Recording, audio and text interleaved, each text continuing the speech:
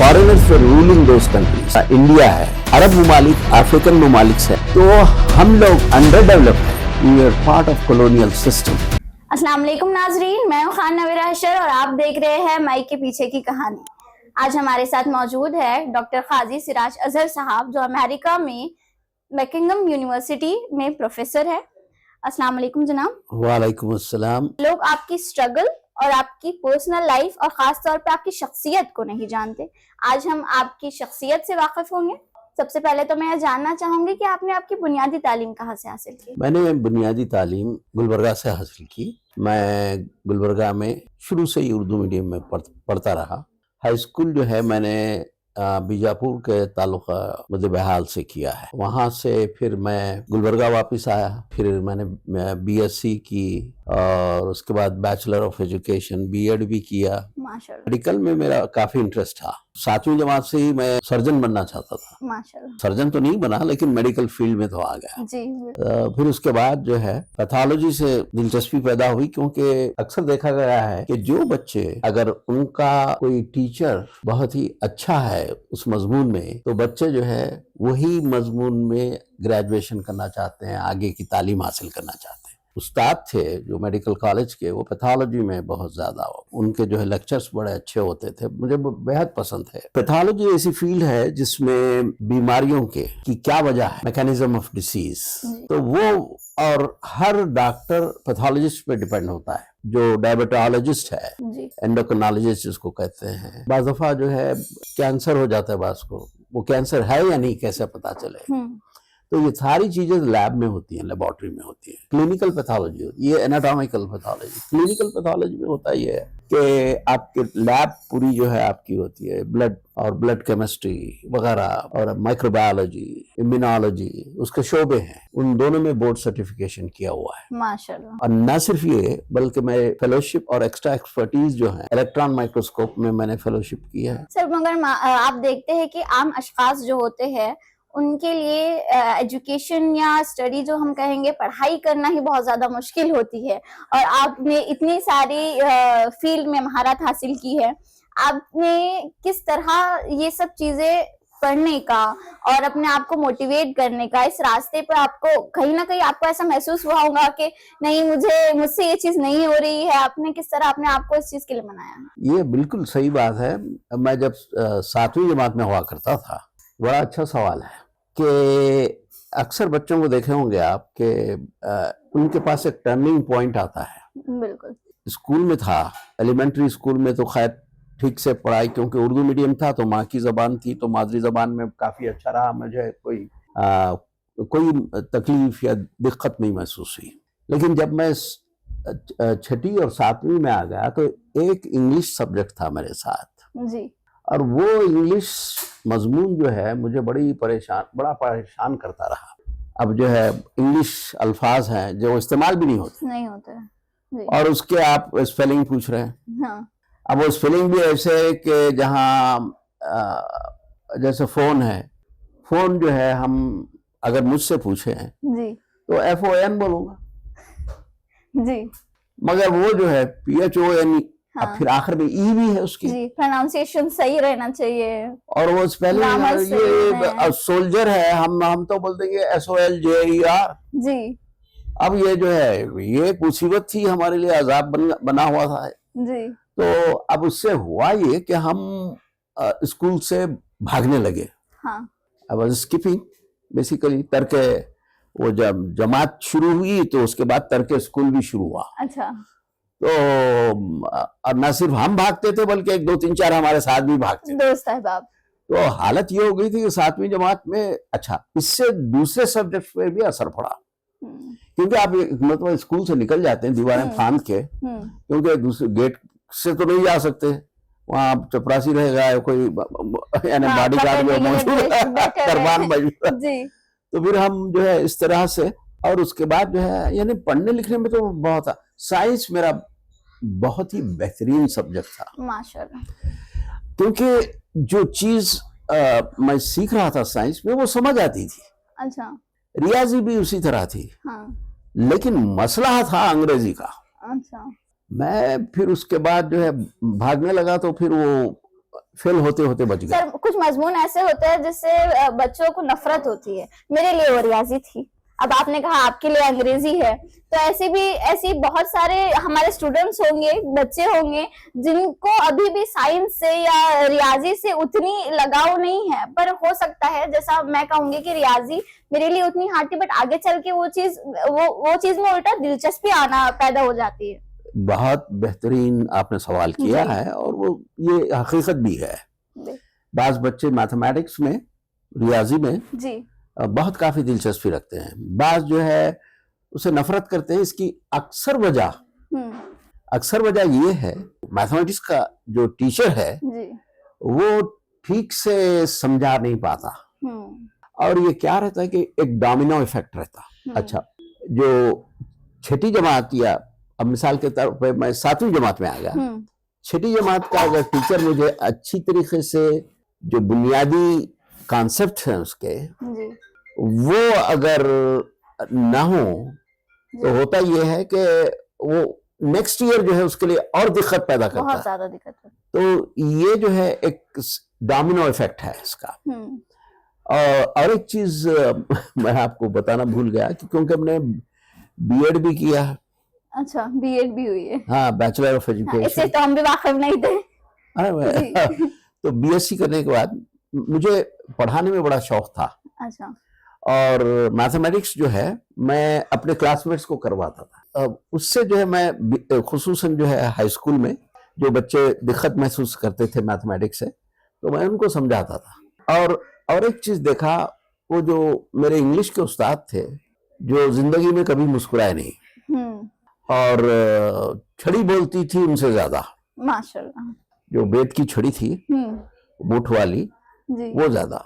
एक स्पेलिंग तरफ इधर मार, फिर पलटा के जो है सो हाथ पे इधर मार। हाँ। ये तशद्दुद आमेज जो रवैया था उनका, जी। ये हमें तर्क तालीम करने पर मजबूर कर दिया, एक मजबूर।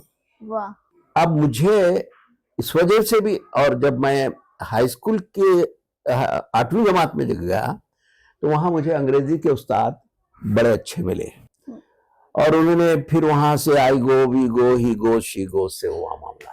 वाह वाह। तो अब बात समझ में आने लगी। हाँ।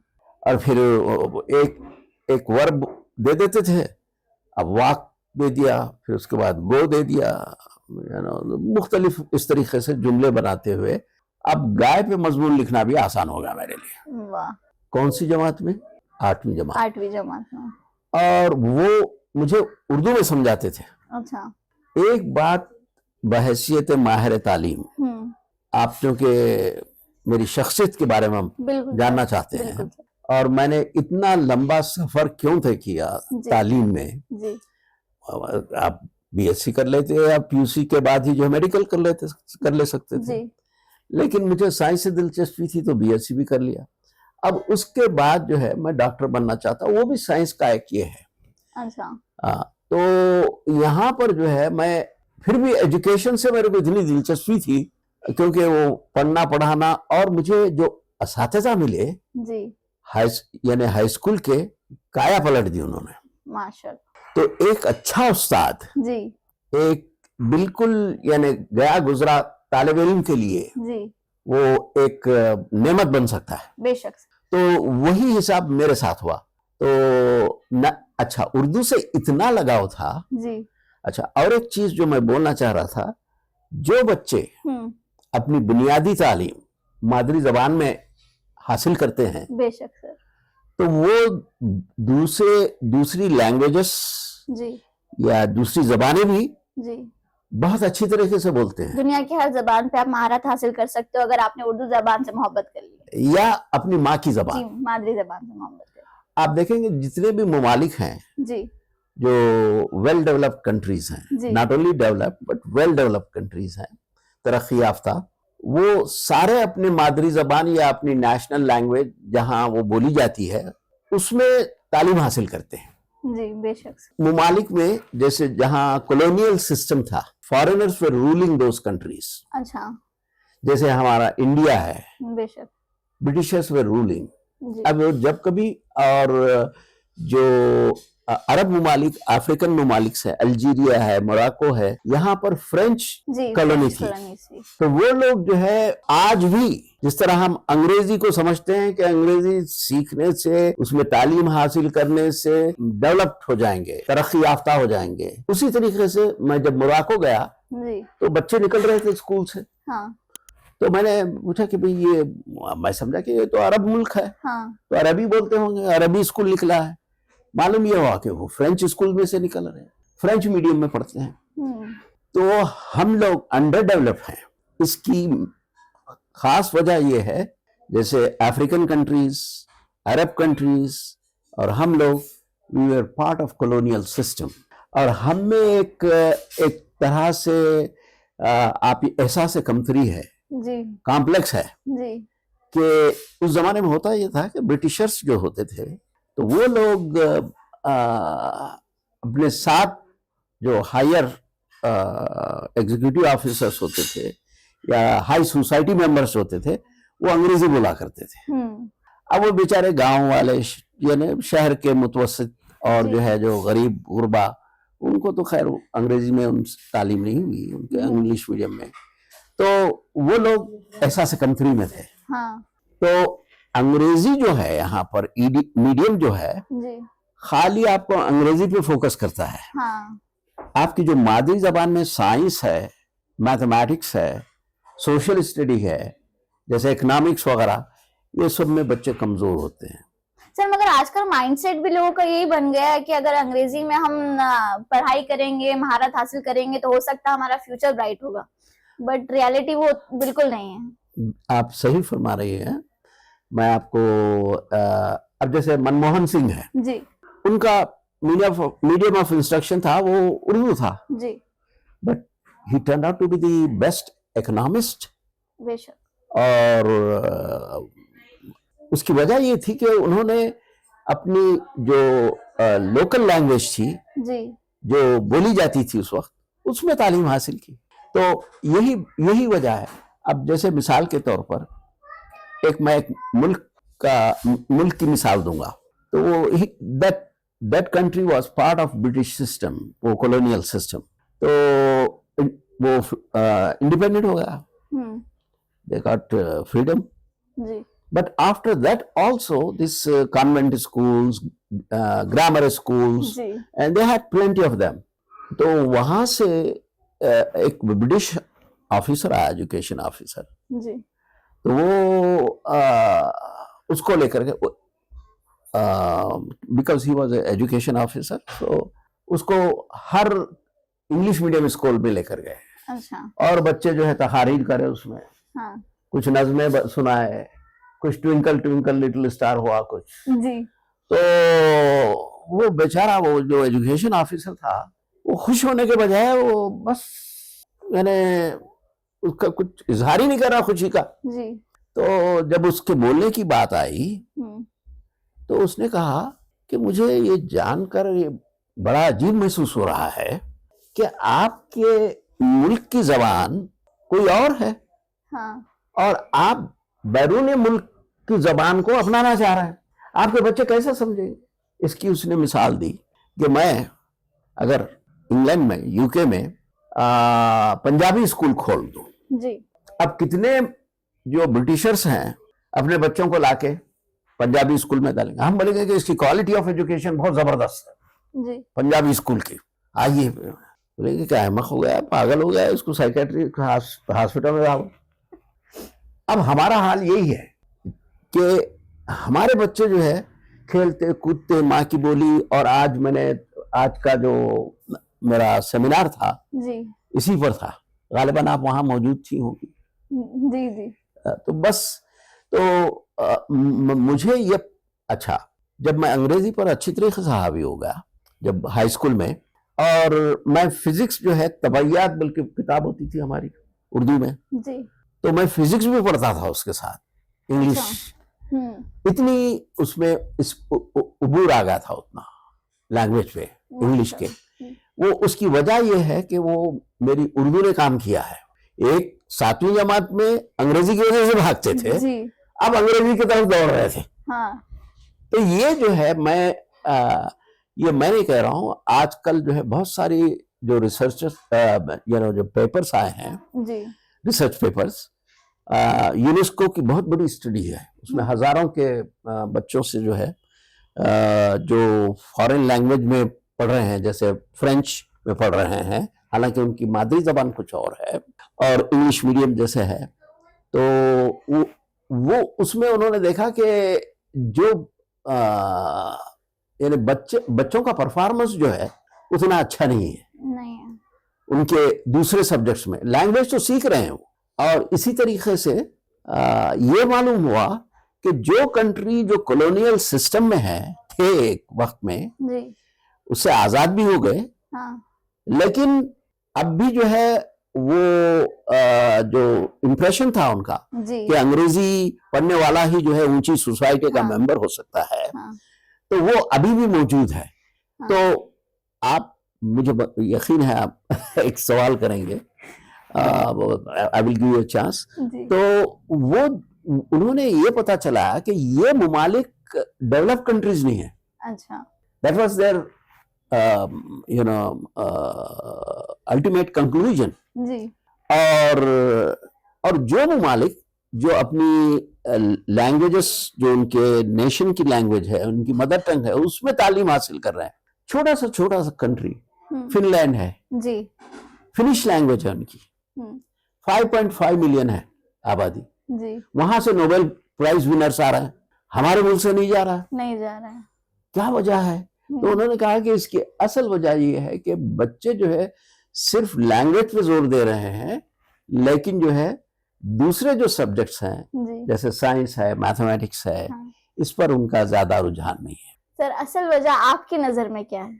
अच्छा, तो मैं जब अमेरिका गया जी तो जाहिर है मैं समझता था कि अब तो मैं इंग्लिश कंट्री में आ गया, जी और अल्हम्दुलिल्लाह वहाँ के इम्तिहानात पास किया, जी तो काफी अरसे तक जो है मैं एजुकेशन के ताल्लुक से जो है यहाँ आकर असातिज़ा को साइंस किस तरह पढ़ाना चाहिए जी और मैथमेटिक्स किस तरह से कराना जी। चाहिए। असातिज़ा क्या? असातिज़ा मतलब उस्ताद थे आप? हाँ जी जी, तो मैं जो है, चूंकि मैं वहां जाने के बाद भी जो हाँ। है मेरे पास जितने मेडिकल के जर्नल्स आते हैं उससे कई गुना ज्यादा जो है मेरे पास एजुकेशन के जर्नल्स आते हैं, मतलब मैगजीन्स आते हैं, जी और मैं किताबें भी बड़ी खरीदता हूँ। माशाल्लाह। तो मेरा हमेशा से जो है तालीम की तरफ रुझान काफी ज्यादा है। रुझान था, जी तो वो जो है मैं करता भी रहता, यानी अब जाहिर है आप उसमें you are keeping up with the advances बेशक। In education. तो मैं यहाँ भी आकर तालीम के ताल्लुक से जो है, यहाँ पर भी आकर मैं मेरे NCERT, SCERT और जो है डायरेक्टर ऑफ एजुकेशन इन मुख्तलिफ जम्मू कश्मीर से लेकर दिल्ली, फिर यहाँ कर्नाटक स्टेट, तमिलनाडु, केरला, यहाँ सारा जो है मैं एजुकेशन के ताल्लुक से बात काफ़ी करता था। इसके अलावा जो है, चूंकि मेरी जो साइंस से दिलचस्पी थी, तो मैं साइंस फेयर भी जो है मुनक्कद किया। जी तो ये साइंस फेयर, शुरू तो मैं साइंस फेयर का दीवाना था। अच्छा। तो क्योंकि मुझे ये पता चला कि हम अगर साइंसी नुमाइश करेंगे तो खाली नुमाइश ही है, हम लोग हाँ नुमाइश ही करते रहेंगे जिंदगी भर और कई साल तक, 1000 साल तक। और तहकीक, साइंस है तहकीक से, जी science is because of research. बेशक। Somebody has done research, somebody was a scientist, he discovered something, invented something. So we, we love science because it's a creativity, जी and it's a go on process and it's a hands-on जी जी जी process जी बेशक। कि भाई आप करके कुछ सीखना चाहते हैं। तो जब तक के अगर आप दिमाग का हिस्सा अगर एक देखेंगे जी तो उसमें सब में बड़ा हिस्सा हाथ का होता है, दिमाग। ये जो है मैं आकर ये लोगों को समझाता था। अच्छा। एजुकेशन डिपार्टमेंट में हाँ। आपका जो करिकुलम है, जो बीएड का है, एमएड का है, एजुकेशन करिकुलम पुराना दुखियानुसी होगा, इट्स एन एंटीक, उसको म्यूजियम में रखने का काबिल हो गई किताबें, जी मगर आप वही पढ़ा रहे हैं। तो बच्चे जो है रट लेते हैं। जी, एक होता है रट्टा मारना, एक होता है आपके खुद की काबिलियत को आप जाहिर करोगे। अब जब आप बच्चों का मसला नहीं है, ये मसला हमारे एजुकेशन डिपार्टमेंट का है। जी। इसलिए मैंने फोकस जो है एजुकेशन डिपार्टमेंट और टीचर्स को दिया। यहाँ पर एक चीज देखी जाती है कि जब आप कहीं बाहर से आते हैं तो फौरन जो है किसी स्कूल या इदारे विजिट करते हैं जी। तो सामने बच्चों को लाके बिठा देते, कुछ बोलिए डॉक्टर साहब। हाँ। बच्चों को। जी। अब मैं बच्चों को क्या बोलूंगा? हाँ। मैं उस्तादों को बोलना चाहता हूँ कि आप किस तरह तालीम दे। तो मेरा उनसे यही कहता था कि आप ये बच्चे तो खैर मैं तालीम दे सकता हूँ बच्चों को मेरे मेथोडोलॉजी से, उसको कहते हैं पेडागॉजी। आप यानी किस तरीके से तालीम देना ये। तो मुझे अमेरिका जाने के बाद मुझे एक एक्सपर्ट मिले एजुकेशन में जी। अब देखिए हम कहाँ से कहाँ बात कहाँ से कहाँ पहुंच रही है। तो एक्सपर्ट मिले, उनका नाम था डॉक्टर लॉरेंस लोरी। डॉक्टर लॉरेंस लोरी ये जो है ब्रेन बेस्ड एजुकेशन के माहिर थे। आप बच्चे को कान से पढ़ा रहे हैं, बेसिकली बच्चा सामने है आपके जी। उसको आप एक लेक्चर दे रहे हैं और किताब खोलकर पढ़ने के लिए कर रहे हैं, तो आंख और कान से कर रहे हैं। हाँ। तो मसला जो है यहाँ पर कान का हो गया जी। दिमाग से तो कोई सीख रहा नहीं है, सीख नहीं है। और ऊपर से फॉरेन लैंग्वेज हाँ। सीखता है मादरी जबान जी। और वो पहली दर्जगाह औलाद की वालदा होती है। वालदा जो है पहले कहते थे कि हम the first school is the lap of the mother. बेशक। मगर अब कहते हैं कि उसका जो है वूम है। जी। Because when the child is about 6 months he can start listening. So जो एमनियोटिक फ्लूइड होता है उसमें जो वेव्स पैदा होती हैं उससे जो है वो वाइब्रेशन से उसके ईयर ड्रम्स बन गए हुए थे, तो वो सीख रहा है। तो अब जो है आप जो है उसको यानी दिमाग उसका काम कर रहा है, जमीन से दिमाग काम कर रहा है, तो जो कुछ सीख रहा है दिमाग से सीख रहा है, मगर आप उसको सिखाना चाहते हैं कान से। तो there are 5 senses everybody knows. So touch है उसमें, जो है स्मेल है और विजन है उसमें, हियरिंग है, no doubt. But the hand is if why the hand is such a big portion in the brain, the finer movements are from the hand and you want to learn। बच्चा एक गर्म स्त्री है वहां पर, बच्चे को मालूम नहीं वो गर्म है, बच्चा क्या करेगा? Obviously, अब मालूम नहीं है तो obviously हाथ लगाएगा, उसको खुद को हर्ट करेगा। First thing he will touch it। आप कोई चीज दे दिया, झुनझुना दे दिया, रैटल, वो झुनझुना पहले लेगा हाथ में, लेकर उसको फिर हिलाएगा, ऑडिटरी उसको मैसेज जाएगा, फिर उसके बाद क्या करेगा, मुंह में डालेगा, क्योंकि वो चखना चाहता है। We do not utilize all the 5 senses in education. That's the worst part of education. Sir basically अभी फिलहाल हम ये कहेंगे कि आपको आजादी बहुत पहले मिल चुकी है, बट लोग दिमाग से आजाद नहीं होना चाहते। बिल्कुल बिल्कुल यही है। तो मैं यहाँ के इसको जो तालीम जिसके बारे में जिक्र कर रहा हूँ, डॉक्टर लॉरेंस लोरी जो है, उन्होंने hands on inquiry based methodology. जब तक के बच्चा खुद से करके नहीं सीखता उसको ना याद रहता है और ना उसको लुत्फ आता है उसमें। बेशक। कितने ही कोचिंग सेंटर खोल लें आप, बच्चे क्या करते हैं, इंग्लिश मीडियम के स्कूल से निकलते हैं जी, ट्यूशन को जाते हैं। उतना होने के बावजूद भी जब वो नीट का एग्जाम दे रहे हैं, हाँ। वो JRE का जो भी है आपका नीट JEE, हाँ JEE का दे रहे हैं, हाँ। फिर वो कोच सेंटर में चले जाते, कोचिंग सेंटर।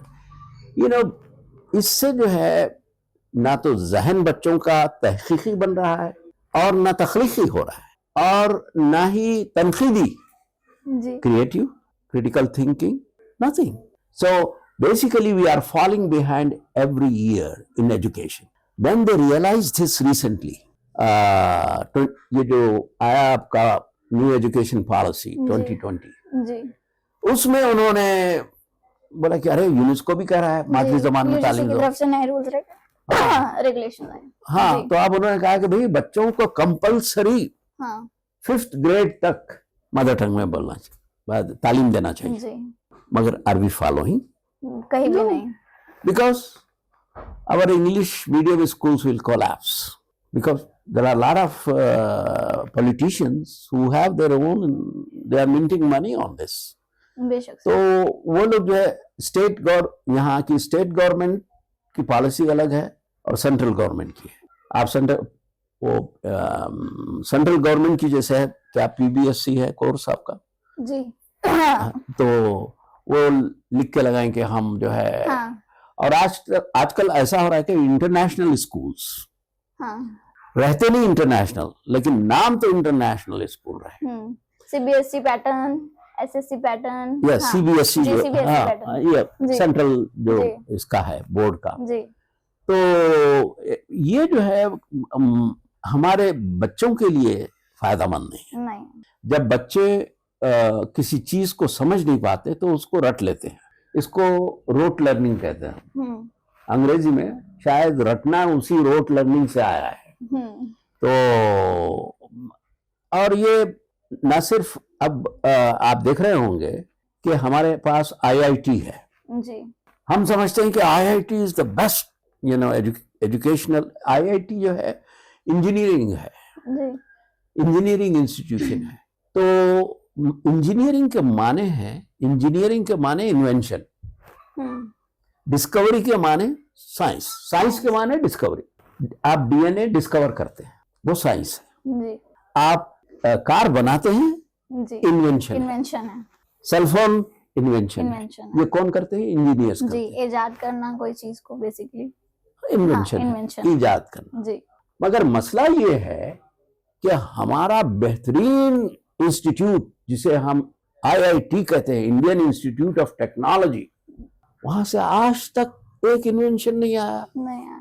वहां का आज तक एक तालिब इल्म IIT का वहां से ग्रेजुएट होने वाला नोबेल प्राइज हासिल नहीं किया। और सर ये चीज का एहसास भी नहीं होता है लोगों को। इसलिए एहसास नहीं होता कि ये अभी भी वो जो ब्रिटिश कॉलोनियल सिस्टम का माइंडसेट है। तो ये बड़ा यानी हमारे लिए नुकसानदेह है। अब मैं जब साइंस फेयर के लिए मैं जब मैंने आज से तकरीबन 20-25 साल से ये साइंस फेयर को मैं प्रमोट करता रहता हूँ। ओके, ऑलराइट, तो इशारा मिल गया मुझे। जी। तो साइंस फेयर में जो है मैं देखा, जब उर्दू स्कूल के बच्चों के पास जाता हूँ तो बड़े ज़ौक़ शौक़ से वो सवालात करते हैं, इंटरैक्ट करते हैं। अब वो बेचारा इंग्लिश मीडियम स्कूल में गया था, बेंगलुरु में एक रेजिडेंशियल इंग्लिश मीडियम, हजारों के उनकी फीस है। अच्छा। वहां पर मुझे बुलाया गया कि आप बच्चे बड़े ड्रेस हो गए थे और उनके ऊपर मोनोग्राम वगैरह लगा हुआ, उनके जैकेटों पर, वाह जबरदस्त। बोला अरे वाह, ऐसा लग रहा है फिर अमेरिका में वापस आ गया मैं। मगर जो है मैं सवालात कर रहा हूँ साइंस फेयर के बारे में, पूछना चाह रहा हूँ, बच्चे मुंह नहीं खोलते और मुस्कुरा रहे हैं, ज्यादा बात करे तो मुस्कुरा दे रहे बस। अब तो मैं फिर अचानक मेरे को ख्याल आया ये सारे मुस्लिम बच्चे हैं, तो उनकी मादरी जबान तो उर्दू होगी।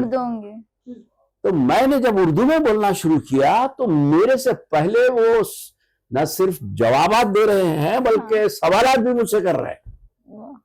ये है मादरी जबान। तो गुज़िश्ता मैंने 10-15 साल से, एक्चुअली 10 ईयर्स से मैं कोशिश कर रहा हूँ मादरी जबान को प्रमोट करने की। और उसके there are so many reasons, I can give lot of scientific evidence, this is evidence based research.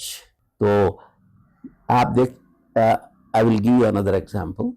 एक बच्चा जो है इंग्लिश मीडियम में ऑलमोस्ट फेल हो रहा है, आप उसको निकाल कर उर्दू मीडियम में उसकी मादरी जबान में डाल दीजिए, you will see a big improvement. The one who was failing here will distinction, get the distinction. तो ये चीजें ऐसी हैं। तो मैं साइंस में भी काफी मैं I write lot of scientific in English scientific articles, but also in Urdu also I write a lot, and वही वजह है कि मैं यहाँ आया हूँ आपके पास औरंगाबाद में। होती है मुझे यहाँ पर एक साइंस फेयर एकेडमी भी बन गया है, तो उम्मीद रखता हूँ कि जो है ये आगे, और मैं ये भी चाहता हूँ कि जो है हमारे मादरी ज़बान के जो स्कूल्स हैं, कल भी जो है जाना है मुझे कुछ उर्दू स्कूल को शायद, तो बस लोगों को, और बहुत अच्छा रिस्पांस देखा मैं, माशाल्लाह। वो खुसूसन बल्लारी और हुबली में। तो जिन साहब ने मुझे बुलाया था वो इंग्लिश मीडियम स्कूल था उनका, अच्छा। तो वालिदैन सब काफी इम्प्रेस हो गए, तो बोले कि आप मेरा इंग्लिश मीडियम स्कूल बंद करने की फिक्र में नजर आ रहे हो। जी तो इसी नोट के साथ मैं समझता हूँ माशाल्लाह मैंने बहुत कुछ कह दिया आपसे। जी सर, बहुत बहुत बहुत बहुत शुक्रिया। जज़ाकल्लाह सर। आज आपसे मुलाकात करके, बातचीत करके भी हमें बहुत अच्छा लगा। जल्दी मुलाकात होगी औरंगाबाद के झरोकों और माइक के पीछे की कहानी में। जज़ाकल्लाह सर। शुक्रिया।